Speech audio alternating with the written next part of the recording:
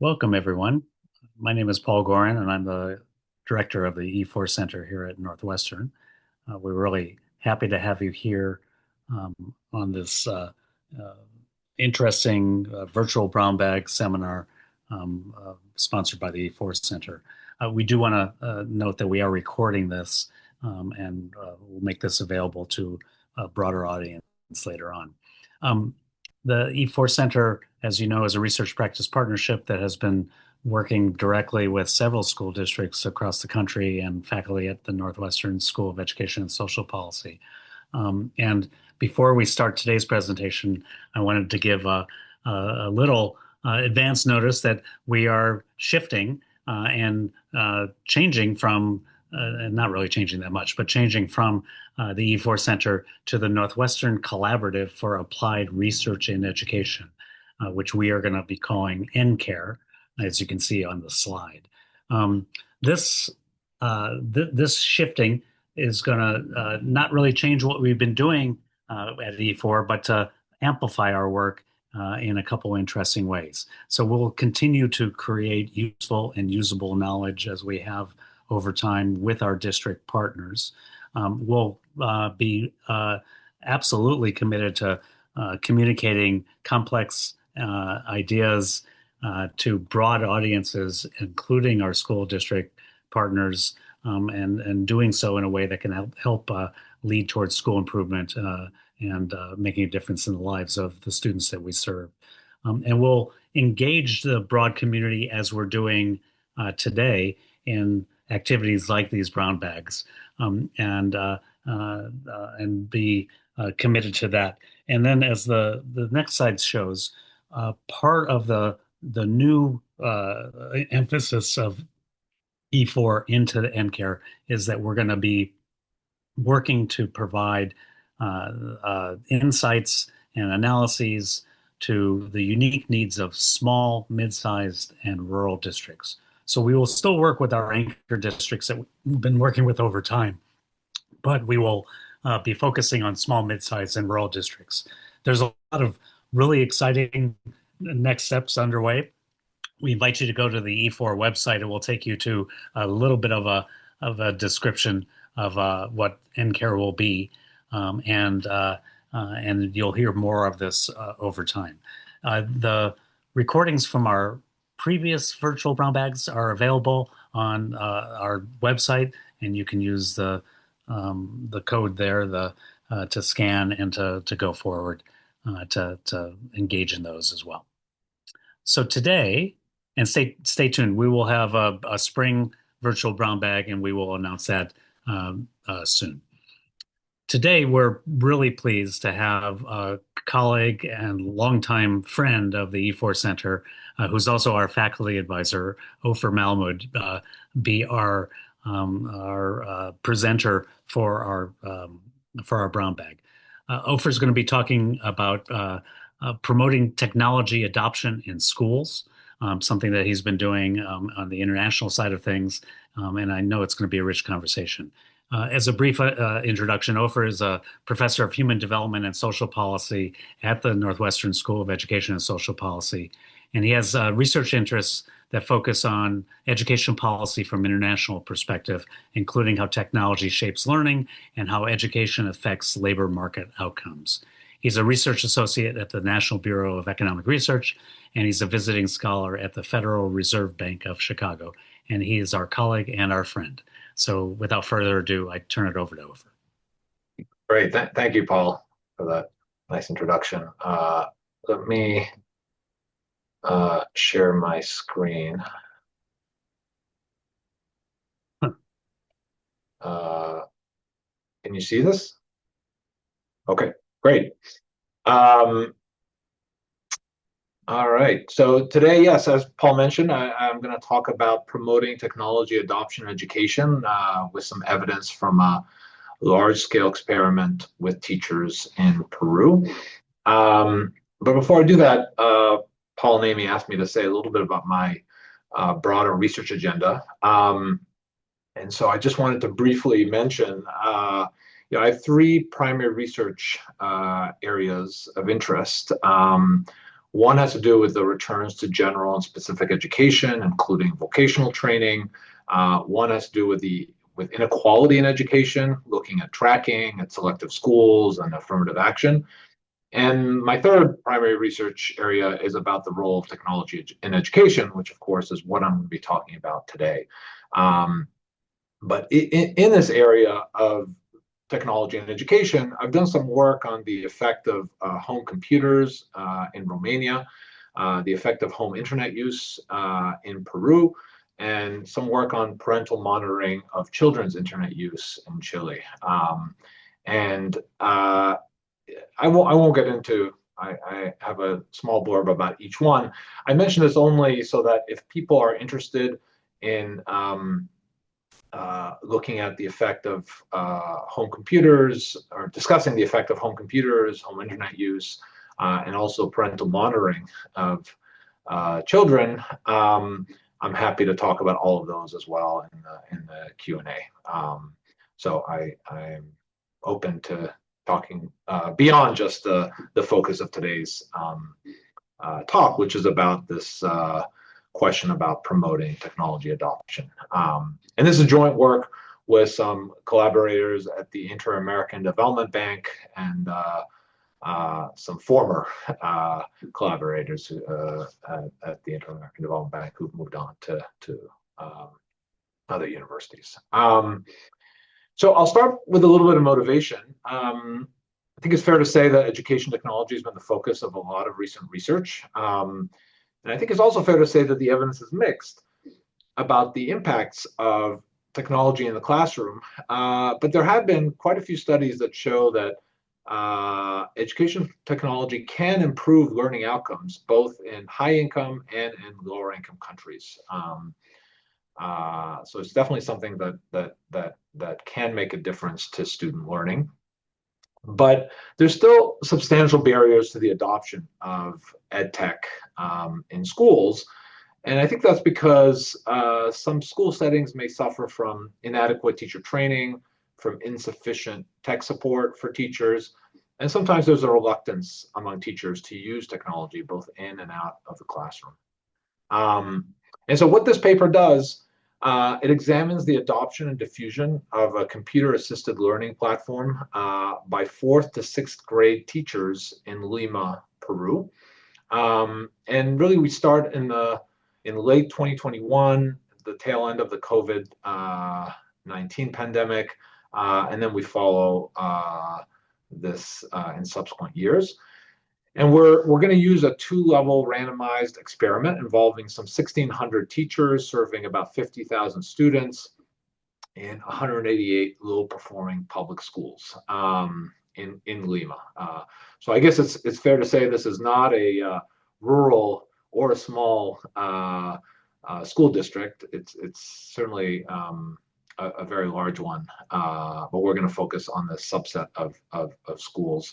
And we're basically going to look at the effect of providing school-wide training workshops for all teachers versus a more targeted workshop for a selected set of teachers, and then a more intensive intervention that also provides coaching for a randomly selected set of teachers. And I'll explain why we focus on, in some cases, selected teachers, in some cases, all teachers. And the focus of this project is really about the different margins of teacher and student take-up. It's not about test scores, and I'll come back to that later. So I have a related literature slide about technology adoption in the economics literature and some papers. But in the interest of time, let me skip this, and we can come back to talk about some of the related literature if we have time. So to preview the main results, in case I don't get there, we find that all our interventions increased both teacher and student adoption of this computer-assisted learning platform. They also improved teacher awareness, proficiency, and perceptions of technology. Teachers with coaching had more student engagement than those who only had workshops. And we see that younger teachers with higher digital skills and more favorable attitudes towards technology were more likely to adopt this platform, which may not be surprising to folks. We also observed spillovers among indirectly treated teachers within and across grades, and so that speaks specifically to the process of technology diffusion that I'm going to talk about more. And we also find that the impacts of interventions decline in subsequent years, but that supplementary workshops, which were given, seem to be significantly more effective for teachers who previously participated in our interventions. And so just to give you some of the broader implications before I get into the details, we take this to mean that low-cost interventions can alleviate obstacles to technology adoption in schools. We do see that certain margins of technology adoption require more intensive interventions, and the teachers with what you might call lower costs or higher perceived benefits have higher adoption. I think that's probably what you would expect. I'll show you, if we get there, that spillover effects within schools can actually alter the cost-benefit calculations when we compare interventions that treat all teachers versus those that treat just targeted teachers. And the fact that technology adoption benefits from repeated exposure, which suggests there may be important complementarities to training and coaching over time. Okay, so I'll start with a little bit of background about the actual platform that we use, and then tell you about the experimental setup, and then a little bit about the data and empirical strategy before I get into some results. And it's possible, just depending on time, I might skip through some bits. I've removed a bunch of the some of the more technical slides out anyway, just to make this a little more accessible. Okay. So a little background about this platform. The Conecta Ideas platform was actually developed in Chile at the Catholic University by a team of researchers. And there was actually an experimental evaluation of this platform, looking at the effects on test scores, showing that fourth graders who use the platform twice a week over 7 months showed achievement gains of about almost 0.3 standard deviations, which is pretty impressive effects.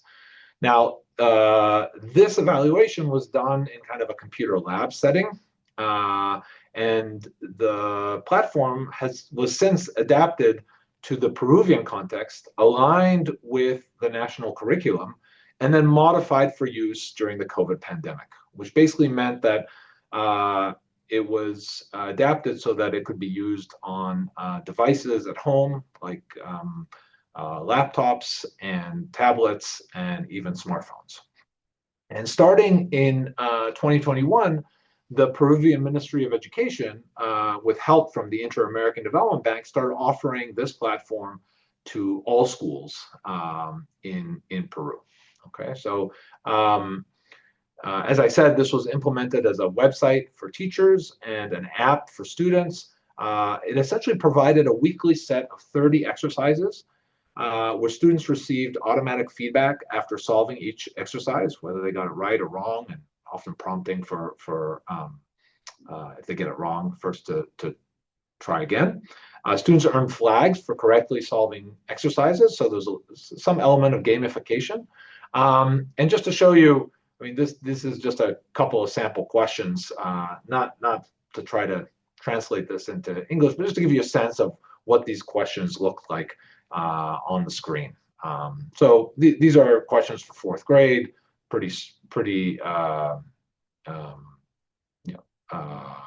think questions that are intended to be aligned with the curriculum, the math curriculum in Peru. So the process of adopting this platform, what we call adopting, basically involved teachers registering themselves on the website, and then they had to register the students.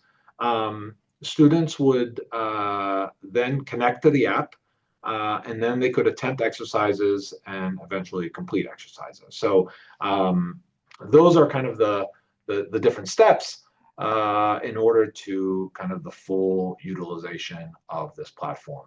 I've starred the steps that we're going to focus on in this paper. Again, you can think of this as a limitation in the sense that it would have been nice to also have measures of math skills. So some tests that we would give, paper and pencil, that would not confound the learning um, with familiarity with the app. But we were not able to do that given that this intervention took place kind of during COVID, as schools were still closed when we actually conducted this. And so the focus of the paper, again, is on technology adoption. And we're not trying to evaluate this platform. And I mentioned there was a previous evaluation in a slightly different form. And so we're going to, I guess, to the extent that you want to know whether this platform actually had impacts, I think that's something we leave to future work or fall back on some past work of a different form. Okay, so the experimental setup, as I said, included 188 primary schools drawn from the lower part of the performance distribution in Lima. I mentioned already these three treatment arms. Just to be more specific, the school-wide training workshop involves 3 online workshops of 1.5 hours, 1.5 hours each. The targeted workshops basically were identical to the ones provided in schools that received the school-wide workshop. And then the workshops plus coaching, I basically added these weekly 15 to 30-minute coaching sessions to teachers to help them set up the platform for use in their classroom and encourage students to use it. And then we had a control group that did not receive any of these workshops, but important to note, still had access to this platform, right? So the platform was made available to all schools and all teachers, but it was made available to students only through teachers. And we do have a related project where we explored the possibility of offering this directly to students, and I can speak about that in the Q&A. And so in the workshops treatment and the workshops with coaching, we randomly selected one teacher which we treated with these workshops or coaching, but we collected data on other teachers who were in the grade who were not treated. And that's how we're going to study the diffusion from teachers we treated directly to those who may have been affected indirectly. So this is a timeline of what we did. You can see I should mention the school year in Peru goes from March to December. Okay, so it's in line with a calendar year, in contrast to here in the U.S. and some other countries. And we basically focus on this time period between early August and early December. You can see when we gave the workshops in August, the coaching came later, and there was an additional workshop in October through November.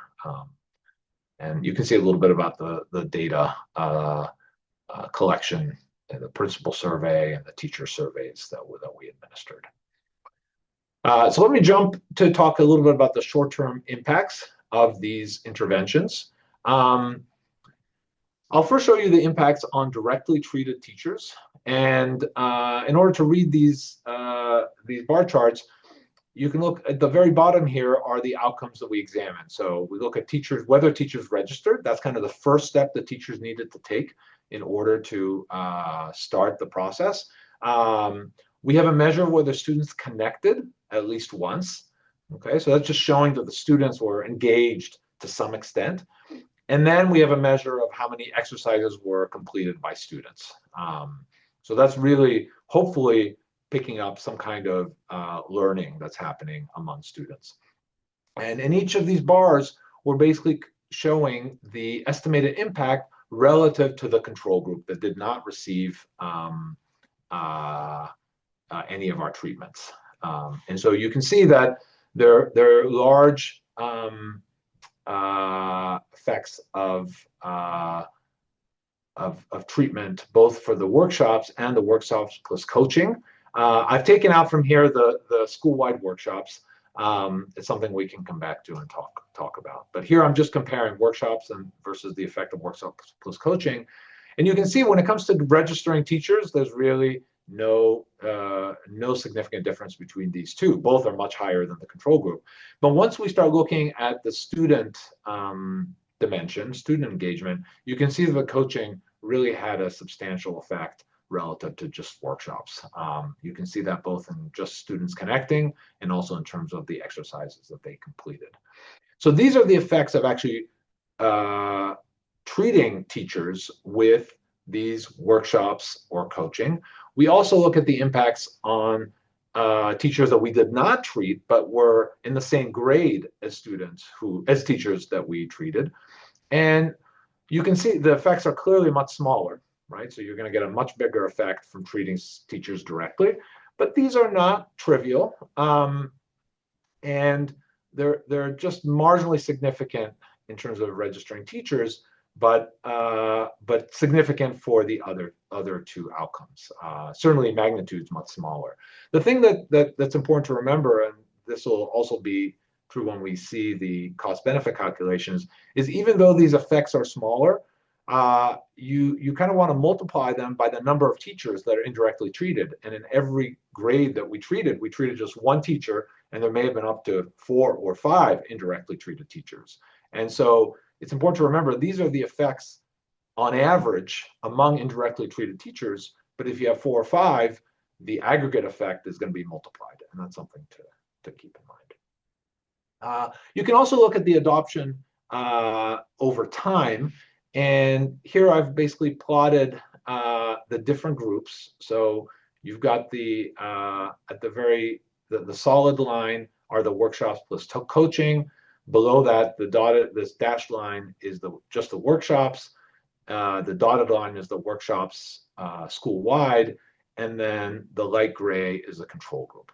So you do see increases in teacher registrations, even in the control group. Again, they had access to this. There may have been some learning happening just because the government was also discussing this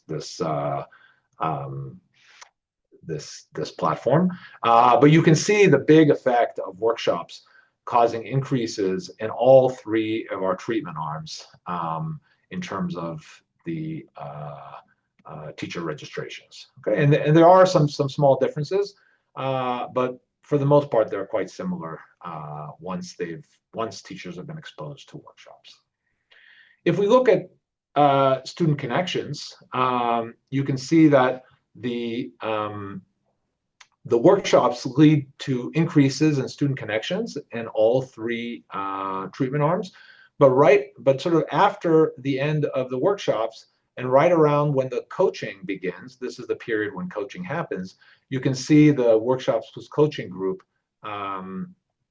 basically diverge from the rest. So really, it seems pretty clear that the coaching improved the rates of student connecting. And you can see that also happening here with the average exercise completed. Obviously, the scale is such that these effects are going to be smaller. There's a little bit of a dip here during a holiday that happened, but for the most part, you see this increasing and diverging from the rest of the groups. So just to summarize, our interventions, I think, were very successful at increasing teacher and student engagement with the ConnectEDS platform. The intensity of treatment had differential impacts on different margins, right? So on teacher registration, which was fairly straightforward, the teacher just needed to enter their information and work through the website. They didn't really need the coaching to do that. But in terms of student connections and exercise completed, you really see the added benefit of the coaching. And we do see evidence of technology diffusion among teachers with significant spillover effects within grades. There are also positive spillover effects across grades, but those were not significant. And this is something I didn't show explicitly, but because we did not treat any teachers in 5th grade, we're able to look at adoption in fifth grade as potential spillovers across grades from fourth and sixth. So we only treated one teacher in fourth grade, one teacher in sixth grade, and fifth grade was left untreated. And that's how we're basically looking at diffusion across grades. Okay, and now let me talk a little bit about medium-term impacts. So to remind you, our intervention took place in August through December of 2021, while schools were still closed after the COVID-19 pandemic. Summer vacation was January to February, as it is every year.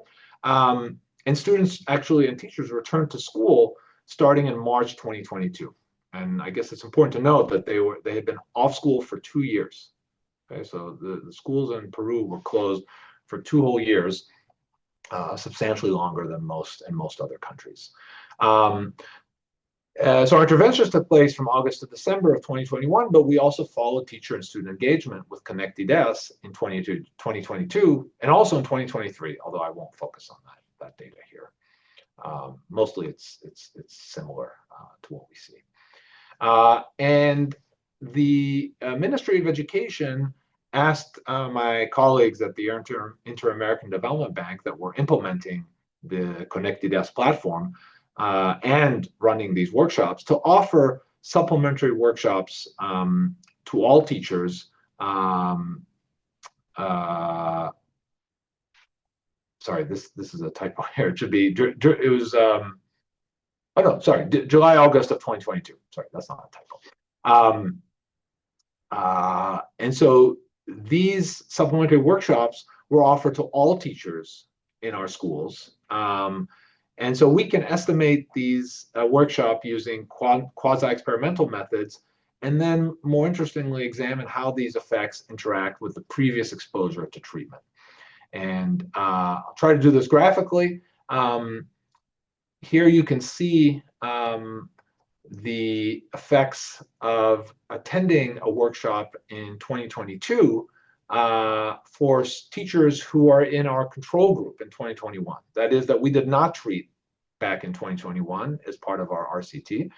And you can see that leading up to the dotted line here, which represents the start of these supplementary workshops. So the supplementary workshops took place during this period here. Leading up to this, there was really no effect on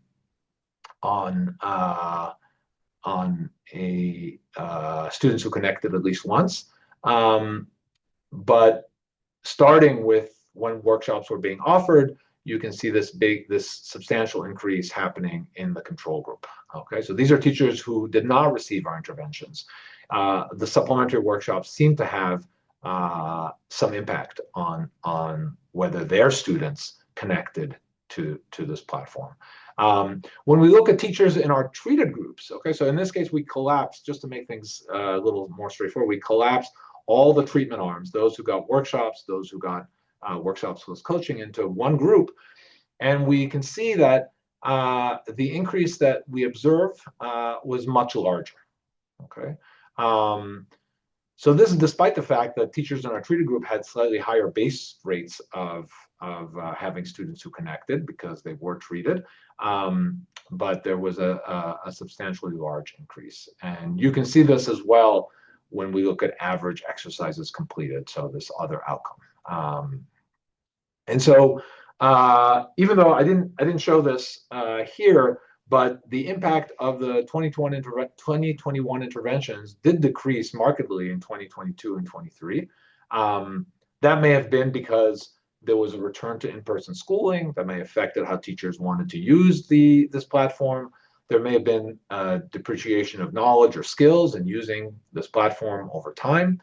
So despite these decreases, the supplementary workshops were much more effective for teachers who were previously treated. Okay, and we kind of treat this, if I go back to this, we interpret this kind of like a booster effect. It may be pushing the analogy a little too much to say this, but if you think about vaccines and how you often need more than just one shot in order to get the full benefit, it seems like here that these boosters, which I'm calling the supplementary workshop, seem to have a larger effect for people who were previously treated. Okay, and so there does seem to be this kind of boost happening given prior treatments. Okay. We also looked a little bit at heterogeneous effects, so how the effects differ for different groups. We focused on the following baseline characteristics. So we looked at teacher age, teacher gender. We looked at whether teachers were considered a leader by the principal or whether they were considered a leader by fellow teachers. And we also got ahead a measure of self-reported digital skills and their attitudes towards technology. And all of these things are factors that we collected in our baseline teacher and principal surveys. Now, we did hypothesize about these potential moderators before collecting the data and before looking at the results, but we did not pre-register them. And so, we want to maybe interpret some of these results with caution. These are a subset of all the possible baseline characteristics we could have looked at. There were others. I think these are the ones that probably made the most sense and the ones we discussed the most. But it is important to note that we're presenting results for a selected set of variables. Rather than show you the tables, let me just summarize the main results. We do see that teacher characteristics predict high levels of technology adoption. So in terms of demographics, we do see that younger teachers and female teachers had higher levels of adoption. And we saw that the formal and informal leadership positions, whether you're considered a leader by principal and fellow teachers, also seem to predict technology adoption. And finally, that attitudes towards technology and technological skills were also important factors. One thing that I think is really interesting that we have not successfully done, but I raise it just to maybe people have thoughts or comments on this, is I think a very interesting follow-up question is whether these characteristics also predict technology diffusion. Okay, so what we showed were that how these factors affect whether teachers adopt the technology themselves. But there's a question about whether they actually also predicted whether teachers were able to share and diffuse this technology with others. And we've tried to explore this. We've ran into some challenges, which is that what we really want to do is exploit the random variation in which teacher in a grade was treated. So if you think about, let's say, old versus young teachers, it is sort of random whether we treat an old or a young teacher. Because that teacher was picked randomly. And so one could measure diffusion by the fraction of untreated teachers who adopt in that same grade. Okay, so that could be a measure of how well the teacher diffused this technology to other teachers who were in their same grade. The challenge is that if you think about, let's say, a grade with 3 teachers, one who's old and 2 who's young, if you happen to pick the old teacher to treat as part of this intervention, then there are only young teachers left who could potentially take it up. And obviously that's going to be different depending on who you pick. So we essentially need to reweight the untreated teacher to account for the fact that by treating one of the teachers, we've changed the potential set of teachers that could be indirectly affected. And it also means that we need a sufficient number of teachers. So if we take one out of the pool with certain characteristics, that's not going to leave no teachers of that type in there. And given those kinds of adjustments, our estimates so far have been kind of noisy and uninformative, and so we haven't been able to really pin this down. But I think it would be interesting to see whether the same characteristics that predict adoption also seem to predict diffusion. And unfortunately, we haven't been able to really answer that conclusively. Okay, finally, I want to just mention something about the potential mechanisms. So we can think of several different mechanisms. One might just be that our interventions disseminate information, just informed teachers about the existence of Conectideas. So we ask about whether they know about Conectideas, whether they learned about Conectideas from the principal, from teachers, or from our interventions. You could imagine that these workshops and coaching actually shifted attitudes towards technology, both in terms of the perceived usefulness and in terms of the perceived enjoyment of using the technology. And obviously, when we think about the potential impact of these of this platform, that feeds straight into this usefulness, right? So while we don't estimate the impact of this platform in our setting, clearly what teachers believe about this platform could really influence whether they adopt it and start using it as well. And finally, there could just be improvements in technological skills. And so we also collect information about the ease of use, and also ask some questions about whether they were provided technology assistance. They provide technology assistance to a fellow teacher or receive technology assistance from, I should say, from a fellow teacher. And this is, I guess, where I don't have graphs for this, so I threw in some tables. But this also gives you a sense about whether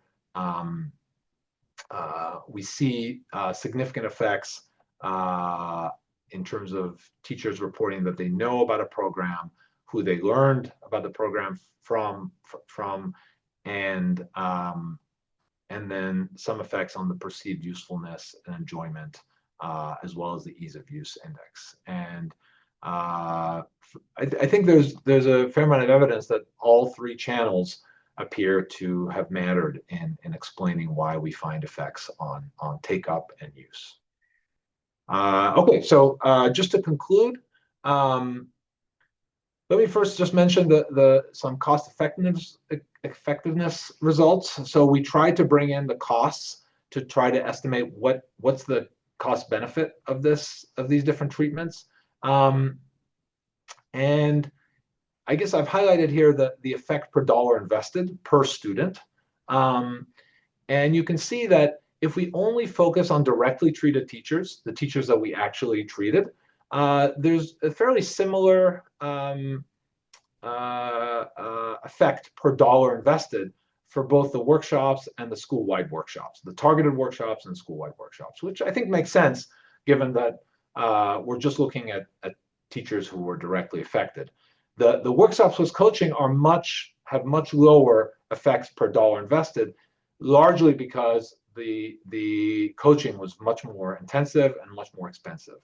So the effect on exercises completed is larger for the coaching, substantially. It's more than double either the other two, but you can see that the costs are also much higher, and so that leads to a much lower effect per dollar.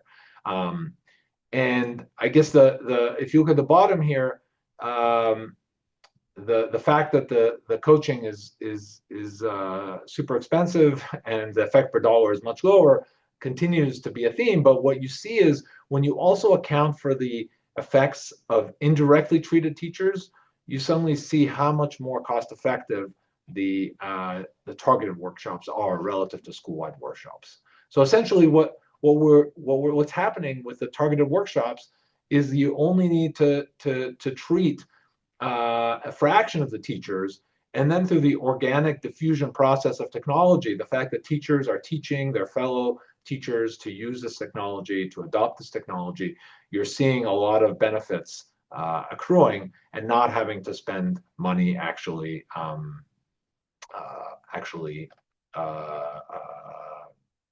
teaching teachers how to do this directly. Now you could imagine improving on this if you were going to, rather than randomize who gets treated, you could imagine targeting this at teachers who you think would be more successful at diffusing, and that's something that one can think about as well. Okay, so the main takeaways, just to summarize, as I said, we see that the intensity of treatment affects different margins. We saw similar impacts on teacher registration, but different on student engagement, something to keep in mind when considering different treatments. As I've said already, technology diffusion across teachers is something we observe, these spillover effects, mostly within grades, but I guess to some extent it appears it might also be happening across grades. We see this booster effect from exposure to treatment, so that supplementary workshops are more effective for previously treated teachers. And then we see these heterogeneous treatment effects with larger impacts for younger teachers, female teachers, those with more digital skills and more positive attitudes towards technology. And then I think there's evidence for these different mechanisms, both in terms of attitudes to technology and technological skills. So I think with that, I should end and open it up to the questions. Thanks, Ofer. This really, really interesting. There was a question in the chat Oh, from Angels, excuse me, which is adoption defined as use at least once? And Angel, if you want to jump in. Thank you so much. I asked that question because I was looking at your Chicago Public Schools adoption of their new equity curriculum, and they used a similar metric, like, is this used by the teachers? And that very low bar gave some, oh, look at this software is very effective. But what we saw was schools that had a higher proportion of higher income schools trying it. So yeah, those students in those schools had higher test scores, not because of the software, but because you just had greater proportion of higher performing students using it.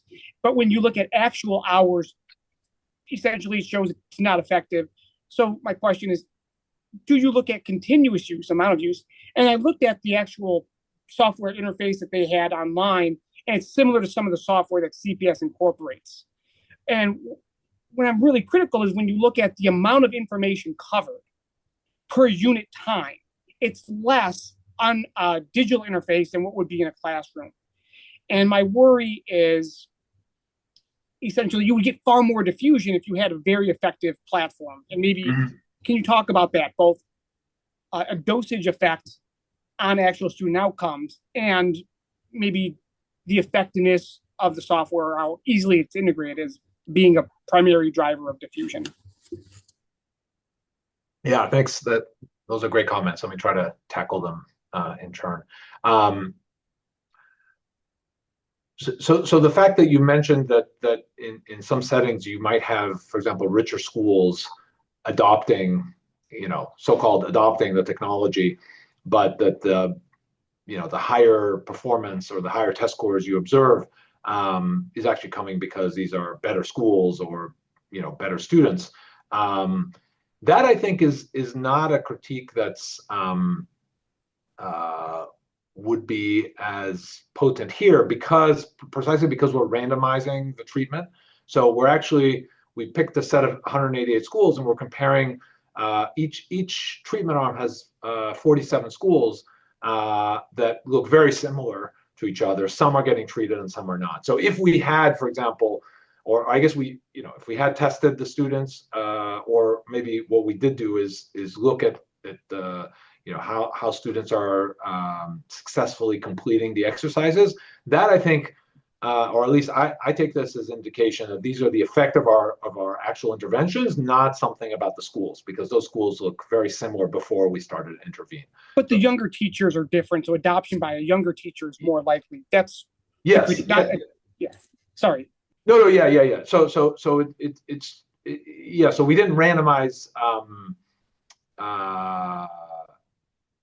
I mean, we randomize the treatment, but yeah. So when we see that younger teachers adopt more, it could be that it's something about the younger being young, or for example, maybe I guess if the younger teachers were assigned different types of students, yes, that there's if there's some way in which teachers are getting assigned students, because the students were not randomly assigned to teachers in our context, so that's true. So I think the interpretation of the heterogeneous effects depends a little bit on some assumption about how students were assigned to teachers. To your point about how much students and teachers are using, so I think if we'd only looked at teacher registrations, for example, then for sure that's not going to guarantee anything. Just the fact that teachers register themselves, or even the teachers use the platform. So that's why we look at student use, and again, student connecting at least once That's not clear that that's going to matter. We use that to try to understand, is what's happening that students are connecting more but not using very much more, or are they, there's not much of an effect on connection, but the use is actually higher. The fact that we see both increases in connections and in the number of exercises completed and attempted makes me think that yes, there are real effects on on the amount of use. Now, it's fair to point out that we have large and significant effects on even the fraction of exercise completed, but we're not getting to 100, to 100% anywhere near that, right? So even though we have these intensive interventions, and I guess I can let me just to make this point clear. If I go back to our pictures here, so if you look at exercises completed, you can see this is far lower than 100%, and you can see that also in the we're able to get a lot of teachers to adopt, to register, but in terms of the percent of students, the fraction of exercise completed, it's still far below 100. So you're right that even though maybe I need to be a little more careful in saying that our interventions were very successful at increasing adoption. They were, but there's a lot more to go, and we shouldn't take that to mean that they were able to get students to use this 100% of the time. And I think maybe to your final point, if I'm still remembering it, there is also a question about whether how effective this is as you increase the dosage, and whether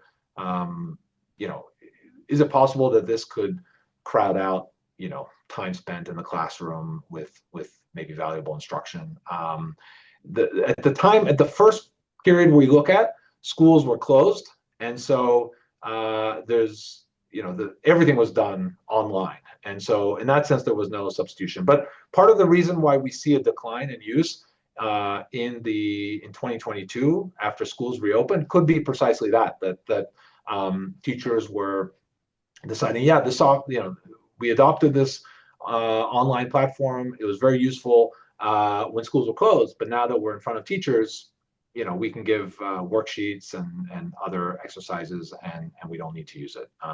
So that could explain some of that decline. Thank you so much. We can follow up later. Thank you. Yeah, thanks. Other questions? Ofer, I have a question if my audio is working. Yes. Earlier. Oh, great. Okay, great. Thanks so much. This was really interesting. I'm thinking a lot about the potential spillover effects in something like this. And I know that you were specifically focused on grades 4 through 6. And I guess I'm interested if you could just speculate, or if you know of any evidence on this, like how might this look different if it was either like early primary grades, or I'm thinking in the secondary grade levels where maybe collaborations are occurring across subjects rather than grade levels. So any thoughts on that? And there's a parallel question by Jason in the chat. Yeah. Thanks. Let me just take a look at that, see if I can combine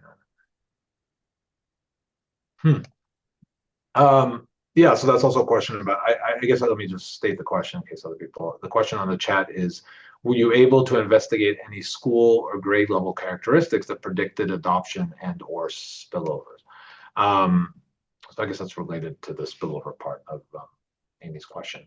Yeah, so we were focused on 4th to 6th grade in part because this platform is targeted at 4th to 6th graders. And so we didn't look at high school or any earlier grades. My intuition, so I don't have anything concrete or any results about spillovers at different grades. But my intuition is kind of similar to yours, Amy, which is that spillovers depend a lot on how teachers are interacting. And we tried to get a little bit at that by asking, do you receive help from teachers, or do you ask for help from teachers, and also trying to think about the status of the teacher who was directly treated and whether that affected how easy it was to spill over. I think in the higher grades in high school, for example, you might expect spillovers to happen more in terms of subject than grade. I think that just my sense in talking to high school teachers is they organize often in departments, and so maybe there's actually more interaction happening. Between math teachers of 9th and 10th and 11th graders than across subjects. And so maybe that's actually where you'd actually see more of that. And I guess going to the question in the chat, which again was about school grade level characteristics. That's a good question. We have not done that, but I think that's something that we could do. I'm trying to think what kind of so I'm not sure what grade level characteristics we would have beyond the teacher characteristics that we have. So we could obviously aggregate our grade level characteristics. That would basically mean we wouldn't be able to look at spillovers within grade if we're aggregating things at the grade level.